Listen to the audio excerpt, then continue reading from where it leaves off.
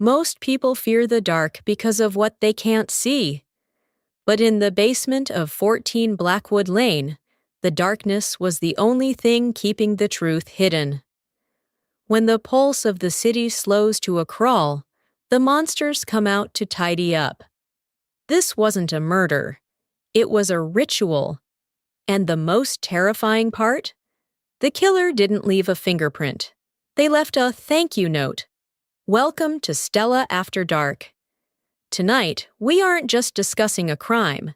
We're discussing an obsession. Lock your doors. If you hear a floorboard creak, it's already too late. Clara Vance was known as the Girl of Glass, not because she was fragile, but because people tended to look right through her. Until the day she vanished. 7 days later, she was found. Not in the woods, not in the river, but back in her own bed, tucked in, sleeping. Except Clara wasn't breathing. The coroners found no marks of violence, no poison, no struggle. It was as if her soul had simply been unbolted.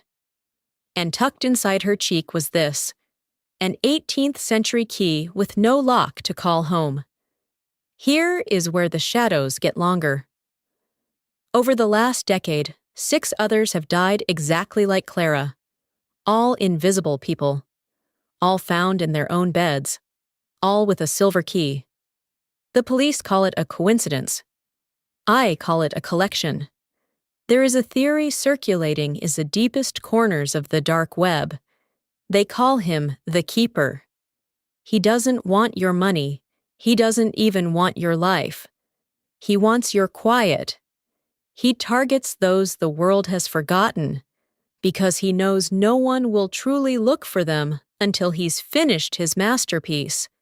If you look at the embroidery under a microscope, it isn't a pattern. See, it's a series of names.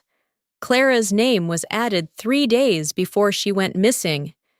The Keeper doesn't choose his victims at random. He watches them. He learns their silence. And right now, he's looking for a new name to stitch into the silk. Some say the darkest crimes are the loudest, the ones with sirens and screams.